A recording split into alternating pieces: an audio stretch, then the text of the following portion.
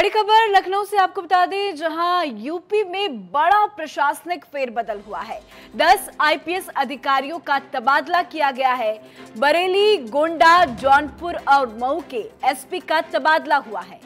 साथ ही कासगंज, श्रावस्ती और महाराजगंज के एसपी का भी तबादला हुआ है।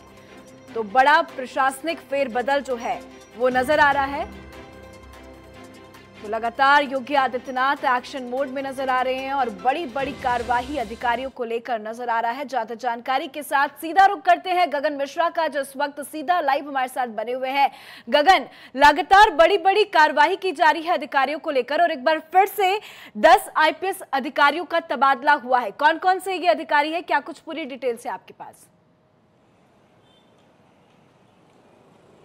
देखिए पूजा, जब लॉकडाउन चल रहा था उस समय पुलिस की एक अलग छवि उभर कर आई थी और ये कहा जा रहा था कि शायद बरसों का जो इंतजार था कि एक पुलिस की जो छवि है वो बिगड़ती जा रही थी, कानून व्यवस्था पर ध्यान नहीं दे रही थी। लेकिन लॉकडाउन जैसे ही गया वैसे ही जो दम्भ भरा जा रहा था पुलिस की छवि का और कानून व्यवस्था को काबू में करने का, वो बिल्कुल टूटता हुआ नजर आया। लगातार हत्याएं, अपराध लगातार बढ़ने लगे, चाहे वो लूट की घटनाएं हो, आपसी विवाद की घटना हो या फिर हत्याओं की घटना हो। उसके बाद अगस्त का महीना आता है, अगस्त में लगातार अपराध बढ़ते हैं और उसको लेकर विपक्ष योगी सरकार पर हमलावर होती है। इसके बाद योगी सरकार ज्यादा सख्त होते हुए पिछले, अगर हम 10 दिन की बात कर रहे हैं, 10 क्या दिन, हम पिछले एक हफ्ते की बात कर रहे हैं, तो करीब 26 आईपीएसओ का ट्रांसफर हुआ है, जिसमें ज्यादातर जिलों के तबादले, कप्तान बदले गए हैं। साफ तौर पे योगी सरकार का ये एक संदेश है उन तमाम अधिकारियों के ऊपर कि अगर आपने अपने जिले में कानून व्यवस्था को ठीक से लागू नहीं कराया, अपराध पर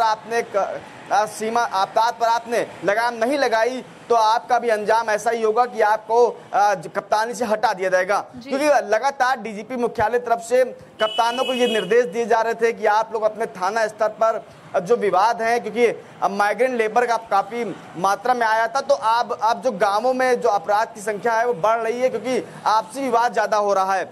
इसी के चलते कई बार निर्देश दिए गए, 4 बार पत्र लिखा गया डीजीपी के द्वारा, लेकिन कोई भी कप्तान उसका संज्ञान नहीं ले रहा था। इसी के चलते पहले 13 आईपीएस का ट्रांसफर किया जाता है, फिर 3 आईपीएस को कार्य क्षेत्र बदला जाता है और आज 10 आईपीएसओ का ट्रांसफर होता है। जी बिल्कुल गगन, और आप पल पल की अपडेट भी हमारे दर्शकों को बता रहे हैं, क्योंकि लगातार पहले पुलिस अधिकारियों का तबादला हुआ, कई आईपीएस बदले गए, फिर ऐसे लगातार कई खबरें सामने आई। आप जो डिटेल्स बता रहे हैं, ऐसे में जहां जहां तबादले हुए हैं वो यूपी के बड़े शहरों में गिने जाते हैं। जिस तरीके से लगातार योगी आदित्यनाथ का एक्शन मोड नजर आ रहा है, क्या उम्मीद किया जाए कि आने वाले वक्त में और तबादले हो सकते हैं क्या? क्योंकि लगातार ऐसा दौर देखा जा रहा है, लगातार अधिकारियों का तबादला हो रहा है। गगन,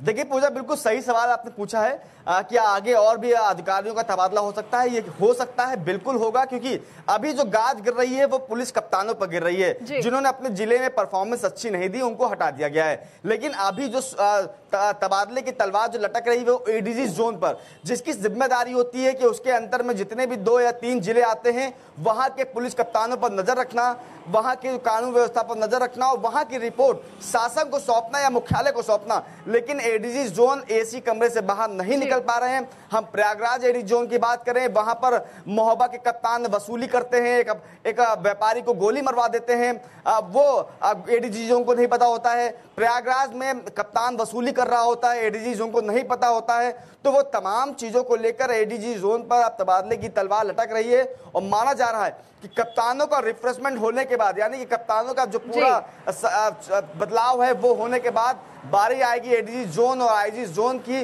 और उन पर तलवार लटकी है और कहा जा रहा है कि जल्दी एडीजी जोन का भी तबादले हो सकते हैं। जी बिल्कुल, और ऐसे में जो बचे अधिकारी हैं वो भी अलर्ट मोड में आ गए होंगे। बहुत बहुत शुक्रिया।